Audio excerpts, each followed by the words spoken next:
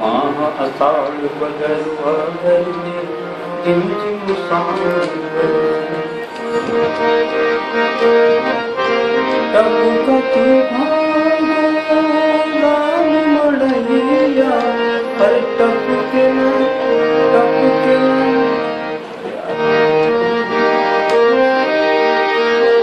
टपकत भागों मड़ैया अक्षरम टपके नयनवा सखी रे। ये ओरिजिनल। ये हमको 2-4 महीने बाद खलील ने बताया। अच्छा अच्छा, खलील साहब ने ही बताया। हाँ हाँ, कि बेटा जो तुम गाते हो ओरिजिनल ये है। अच्छा, मगर हाँ। तुमने ओरिजिनल की भी आफत कर डाली।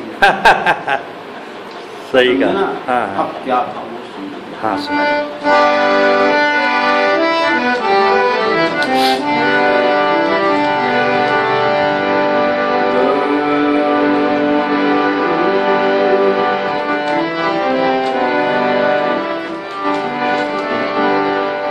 तो मैडम भी रोने लगी उनकी।